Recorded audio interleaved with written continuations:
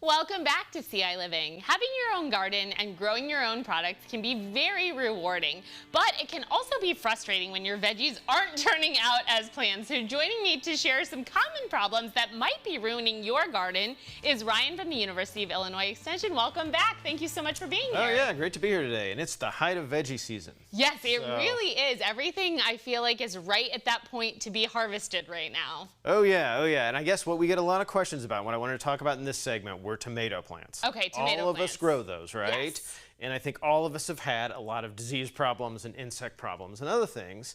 And so probably one of the biggest things that I manage on my tomato plants are foliar diseases. You know, the diseases that pop up on the leaves. Right. And there's a number of those that impact the plants, but they all kind of spread the same way, if you've noticed this. They start at the bottom of the plant, they kind of move upwards. Right. So for whatever reason, here we have kind of some pictures of that disease in its early stages where you see these spots kind of developing.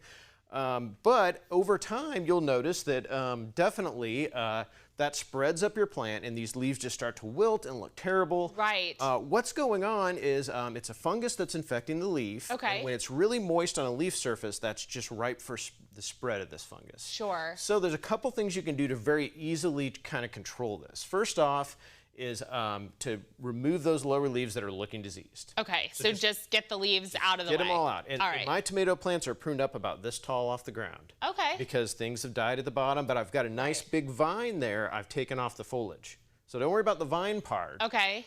So remove that foliage as you start to see those symptoms. Another thing you can do is to cover the soil surface, because one of these diseases in particular is splashed up off of soil particles. Oh, okay, so like maybe as you're watering, if it's coming, like if the dirt is being disturbed? Yeah, or raindrops. Okay. So a layer of mulch is a really easy solution, or with your watering method to apply water just to the soil surface and not over the top of the plant. Got it. So that's another way you can avoid the splashing. You can also avoid the wetness of the leaves. You know, a third practice in all of this is just overall pruning of your tomato canopy to open it up and get more air in there so those leaves can dry out faster from rainfall or irrigation or whatever. I see. And so I know folks are really hesitant to do a lot of heavy pruning on their tomato plants. Yeah. But they can handle it. Okay. Don't sweat it.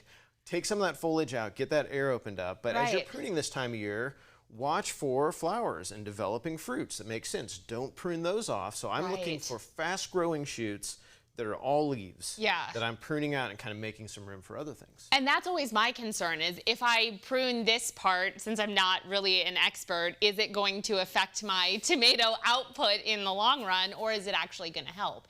And then there's other things like hornworms and things that can actually, bugs that can cause some of these problems, right? Yeah, tomato hornworm, we had a little segment with like an example of one earlier that we showed of it crawling, but it's a giant caterpillar. I think he's hanging out over here. We can bring him. We can bring him back over. So we do have a. He's hanging out in his jar. If you can see him there.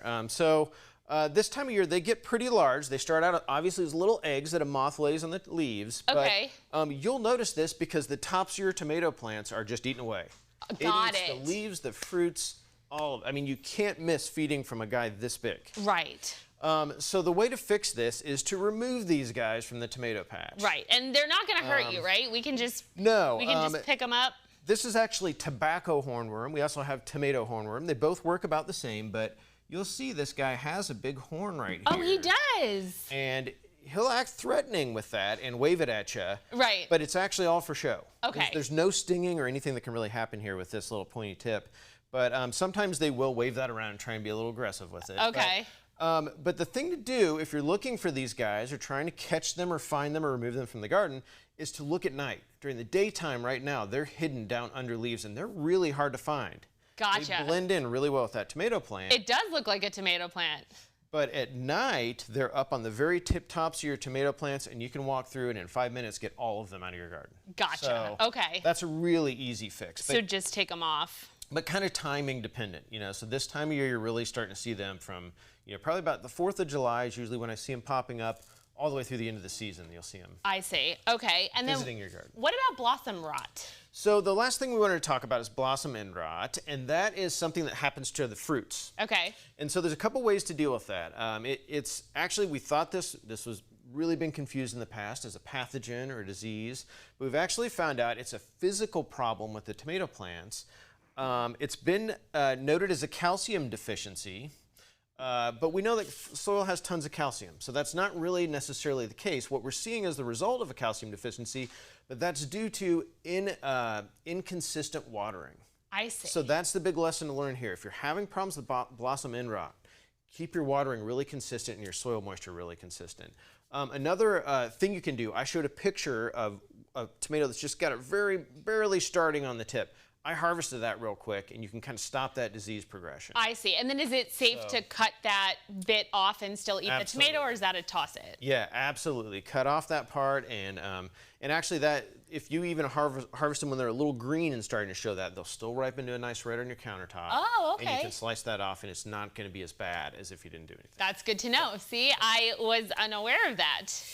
And when you say consistent watering, my last question is, do you mean watering kind of same time every day, or you just mean like a consistent level daily? It knows it's going to get approximately, but it's okay if you water in the morning and in the evening. Yeah, not necessarily timing of day dependent, but just that overall soil moisture that the roots are in, if you can keep that consistent where it doesn't absolutely dry out and they get absolutely waterlogged. You're trying to water enough in between rainstorms. Right. Now you also don't want to waterlog it. So if it rains, you don't want to water that day. Okay. So it takes a little bit of adjustment, but to kind of get that watering to where it's as consistent as possible and it's not having those drastic really wet or really dry periods in the soil. That perfect finesse. Well, we still have lots more to talk about, so hang around, because coming up right after the break, we've learned about the diseases that can impact your garden, but what about other bugs like these hornworms? Ryan will give you all the tips and tricks about dealing with insects when we return. ciLiving will be back in just a few minutes.